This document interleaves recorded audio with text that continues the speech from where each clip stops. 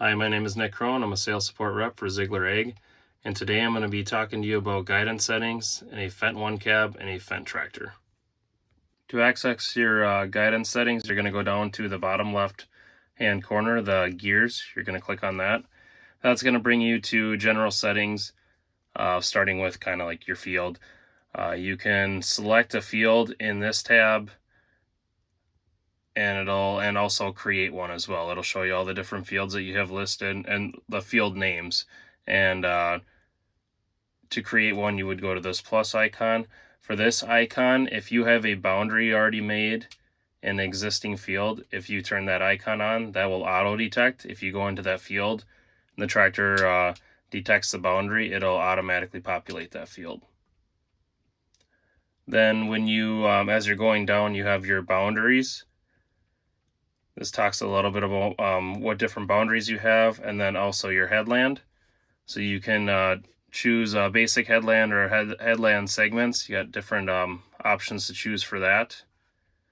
And then also you'd go down to your waylines.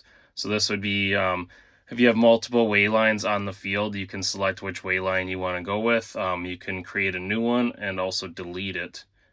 And then as well as these icons, this is where you would create a field, and it shows you, your workable area, how many acres. And then this talks about area calculated, the kind of the area details, the different obstacles you have, workable area, information like that. This icon right here, this would be to where you would want to create a boundary.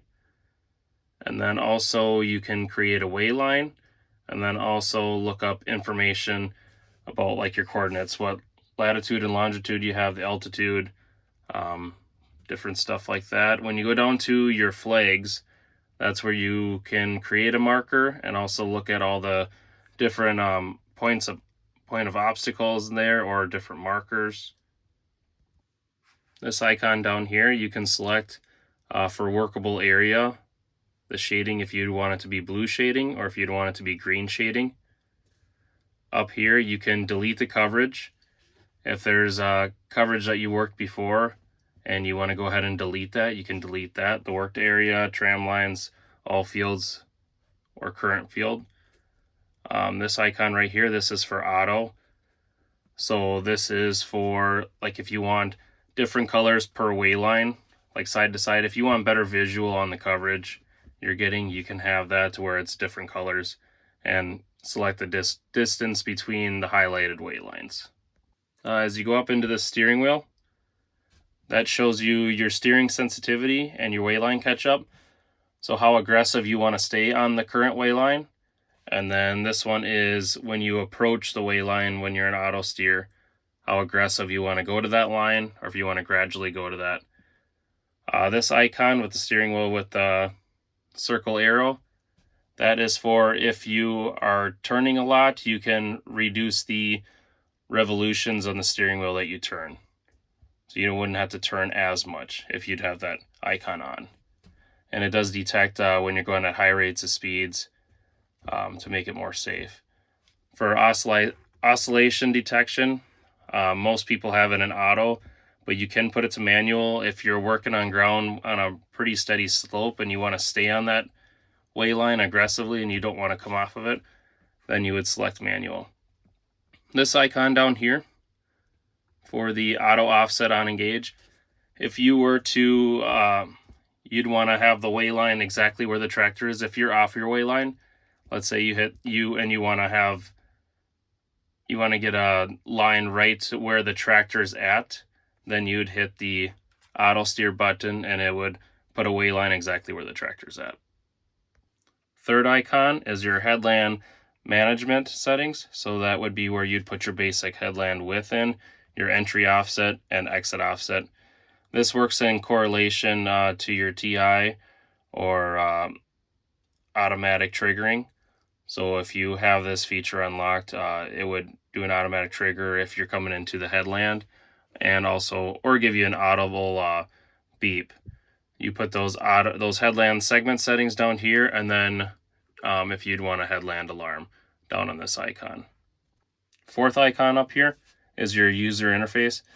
There's other settings with this, user interface settings. If you want a timer on when to automatically the buttons will hide, and also if you want to show the buttons when entering full screen, as well as position drift compensation. So this would compensate for wayline position at lower accuracy signals, and that's where you would do that. Last icons would be up here in the top right corner is your implement manager. So if you want to select a different implement, you can do that, as well as add an implement, and gives you all the ones that you have listed if you need to do that while you're in the field. Next icon would be the satellite with the gears. That would bring you to your system setup guide. So kind of give you a rough summary of what kind of receiver you have, the signal type, authorization level, and then if you'd want to change some different settings with it, if you want to switch the signal type, also NEMA settings, and if you want to enter a different subscription in, that would be where you put your authorization code. Last icon is the satellite dish with the wrench. That would bring you to service and diagnostics information. If you're having issues why auto steer isn't working, kind of give you a rough idea and kind of help you with kind of the stuff you should look at, and help you along with the process of why it's maybe not working. Also bring you to different settings with your latitude and longitude, your altitude, your accuracy, what position accuracy, how many satellites you're seeing, as well as the gyro, give you rough settings for that.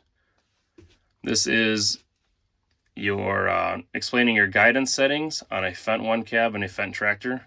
Thank you for watching.